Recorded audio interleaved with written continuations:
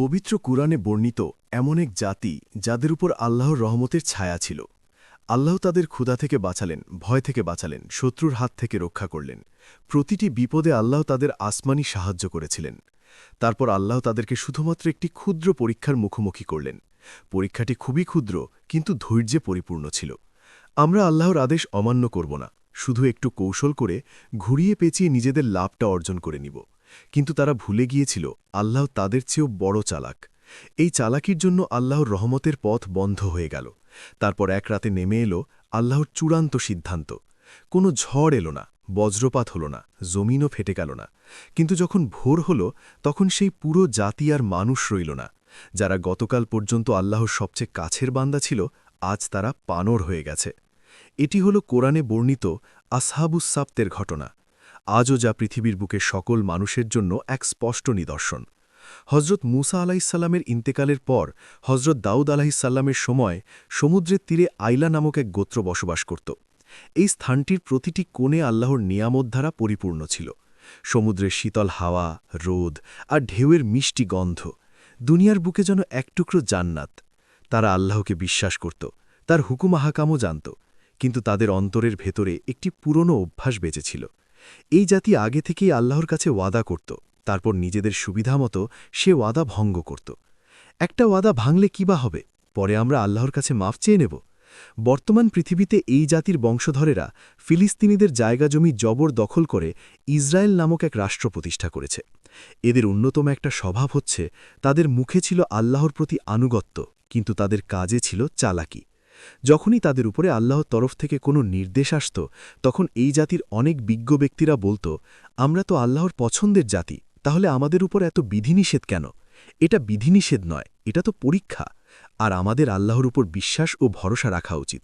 আল্লাহ দেখলেন তাদের অধিকাংশই নাফরমান, তাই তিনি এমন একটি পরীক্ষার মুখোমুখি তাদের করলেন যা তাদের অন্তরের গোপন কথা প্রকাশ করে দিবে।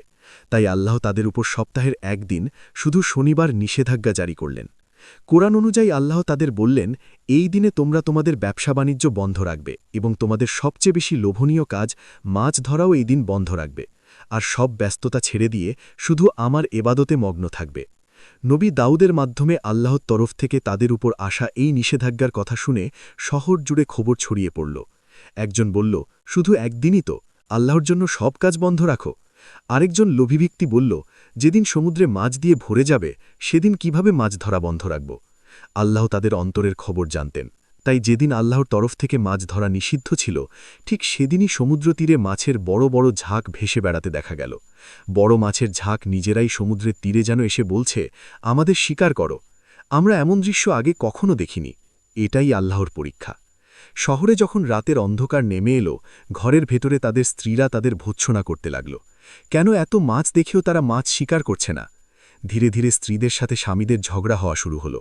তোমাদের আল্লাহ শনিবারে মাছ ধরতে নিষেধ করেছেন, কিন্তু শনিবারেই তো সবচেয়ে বেশি মাছ দেখা হচ্ছে সমুদ্রে। ঠিক সেই অস্থিরতার মাঝেই শয়তান তাদের হৃদয়ে আঘাত হানল। সে ফিসফিস করে বলল, শুধুমাত্র একটি উপায়ে এই ডিঙের নিষেধাজ্ঞা থেকে বাঁচা যাবে। একটু বুদ্ধি খাটাও, আল্লাহর হুকুম ঘুরিয়ে নিজের লাভটা আদায় করে নাও। শয়তানের প্ররোচনায় অন্ধ মানুষগুলো একে অপরের দিকে তাকাতে থাকল। তারা ফিসফিস করে পরিকল্পনা সাজাল, আর তাদের মুখে এমন এক হাসি ফুটে উঠল যে হাসি ধীরে ধীরে তাদেরকে এক ভয়াবহ আযাবের দিকে ঠেলে দিচ্ছিল। একজন তো বলল, আমাদের এমন কিছু করতে হবে যাতে শনিবারের মাছগুলো জালে আটকে যায়, আর সেদিন যেন আমাদের আর কিছুই করতে না হয়। আমরা শনিবারে পাড়ে আসা সমুদ্রপাড়ের মাছগুলোকে জাল দিয়ে আটকে ফেলব, তারপর রবিবারে আমরা সেগুলো তুলে নেব। এতে আল্লাহ খুশি থাকবেন আর আমরাও খুশি। এরপর তারা সমুদ্রের তীরে গেল, দেখল সমুদ্র পাড় জুড়ে মাছের কোলাহল। কৌশলে তারা জাল পেতে শনিবারে আসা সমুদ্রপাড়ের মাছগুলোকে আটকে দিল। তাদের বয়োজ্যেষ্ঠরা বললেন, আল্লাহ সব দেখছেন, এ পরীক্ষা আমাদের নিয়তের। এক যুবক হেসে উত্তর দিল, আমাদের বুদ্ধির প্রশংসা করুন। দেখুন, আমরা তো আল্লাহর হুকুম অমান্য করিনি, আমরা শুধু একটা কৌশলী উপায় বের করে নিয়েছি। কিন্তু তারা ভুলেই গিয়েছিল, আল্লাহ হচ্ছেন সর্বশ্রেষ্ঠ কৌশলী। আল্লাহর সামনে কখনোই বান্দার নিয়ত লুকিয়ে রাখা যায় না। নিজেদের বুদ্ধিমান ভাবতে থাকা লোকেরা রবিবারে জাল থেকে শনিবারের আটকে যাওয়া মাছগুলোকে ঝাঁকে ঝাঁকে কুড়িয়ে নিয়ে যাচ্ছিল। তাদের মুখে চালাকির হাসি ফুটে উঠছিল। একজন বৃদ্ধ বুজুর্গ জোরে চিৎকার করে বললেন, থামো, এগুলো সব গুনাহ, আল্লাহর সাথে চালাকি করে নিজেদের ধ্বংস ডেকে এনো না। তারা হেসে জবাব দিল, আমরা তো শুধু আমাদের বুদ্ধি ব্যবহার করেছি, শনিবার তো মাছ শিকার করে। একটু চালাক না হলে দুনিয়াতে চলা বড় মুশকিল। একটু বুদ্ধি খাটিয়ে একদিনে যা মাছ পেয়েছি, পুরো সপ্তাহে তার অর্ধেকও পাওয়া যায় না। কিন্তু আব্বা, চাচাজান তো বলেছেন হারাম সম্পদ দেখতে অনেক বেশি মনে হলেও এতে কোনো বরকত থাকে না। চুপ কর, গিয়ে দেখ, এর জন্য তোর চাচা না খেয়ে মারা যাচ্ছে। তারা ভাবছে আল্লাহকেই তারা ধোঁকা দিচ্ছে, কিন্তু বাস্তবতা হলো আল্লাহ সব দেখছে, আর এই চালাকি একদিন তাদের শেষ ডেকে আনবে। এই পথভ্রষ্ট লোকদের থেকে আমাদেরকে দূরে থাকতে হবে, যাতে আমাদের উপর আযাব না আসে। পবিত্র কোরআনে বর্ণিত আছে, এই শহরের মানুষরা ৩ ভাগে বিভক্ত হয়ে গিয়েছিল। প্রথম দল ছিল গুনাহগাররা, যারা চালাকি আর ধোঁকাবাজিতে লিপ্ত ছিল আর নিজেদের খুব চালাক ভাবত। দ্বিতীয় দল ছিল নেককাররা, যারা চিৎকার করে সবাইকে সতর্ক করত আর আল্লাহর আযাবের ভয় দেখাত। তৃতীয় দল ছিল নীরবরা, যারা না বাধা দিত না উপদেশ দিত, শুধু দাঁড়িয়ে দাঁড়িয়ে দেখত। এই দলের লোকেরা বলতো, আমরা তো শুধু দেখছি কাদের সাথে আল্লাহর রহমত থাকে। যেহেতু আল্লাহর নিয়ম, অমান্যকারীরা নিজেদের চারপাশে দেয়াল নির্মাণ করে নিয়েছিল যাতে নেককাররা তাদেরকে বিরক্ত না করে। তাই নেককাররা যখন দেয়াল টপকে গুনাহগারদের দিকে তাকাত, তখন তারা দেখত গুনাহগাররা মাছ খেয়ে উৎসব করছিল আর হাসছিল। আমরা তো মাছ খাচ্ছি আর আনন্দ করছি, আর এইদিকে আল্লাহর হুকুমও অমান্য করিনি, শুধু একটু একটু বুদ্ধি খাটিয়েছি, আর মাথামোটা বোকারা না খেয়ে মরছে। আমরা মাথামোটা বোকা নই, বরং তোমরাই আল্লাহর অবাধ্য। এটা অবাধ্যতা নয়, এটা আমাদের বুদ্ধির ফল। আল্লাহ আমাদের উপর সন্তুষ্ট, তাই তো আমাদের তিনি রিজিক বাড়িয়ে দিচ্ছেন। আর ঠিক সেই রাতেই পরীক্ষার অধ্যায় শেষ হয়ে গেল এবং ধ্বংসের সময় খুব কাছাকাছি এসে পড়ল। শহরের গলি ছিল নিস্তব্ধ, শুধু সমুদ্রের হালকা ঢেউ আর বাতাসের শব্দ শোনা যাচ্ছিল। গুনাহগাররা পেট ভরে খেয়ে নিশ্চিন্তে ঘুমিয়ে পড়ল, আর সেই নীরবতা ভেঙে আকাশ ভেদ করে নেমে এলো এক ভয়ঙ্কর হুকুম, লাঞ্ছিত ও অপমানিত বানর হয়ে যাও। প্রথমে একটি হালকা ছায়া নেমে এলো, তারপর তাদের মুখ বিকৃত হতে শুরু করল। হাত পায়ের আঙুলগুলো লম্বা হয়ে জন্তুর থাবার মতো হয়ে গেল, শরীরে জানোয়ারের লোম গজাতে লাগল, আর শ্বাসের শব্দ ভারী হয়ে উঠল। একজন আতঙ্কিত কণ্ঠে বলল, হায় আল্লাহ, এসব কি হচ্ছে? আমরা আর মানুষ নেই, আমরা পশু হয়ে গেছি।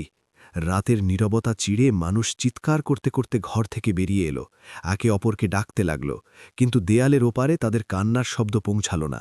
আর যখন ভোর হল, পুরো শহরে নিস্তব্ধতা নেমে এলো।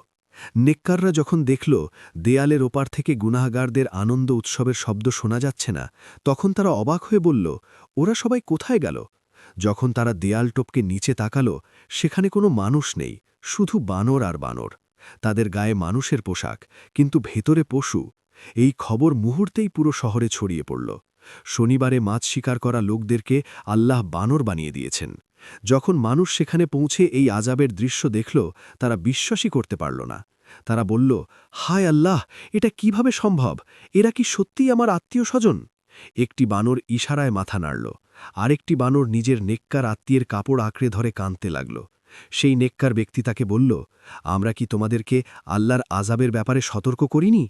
হাদিসে এসেছে, এই আযাব এতটাই ভয়ঙ্কর ছিল যে তারা ৩ দিনের বেশি বাঁচতে পারেনি, না খেতে পেরেছে না পান করতে পেরেছে, শুধু যন্ত্রণায় ছটফট করতে করতে ধ্বংস হয়ে গেছে।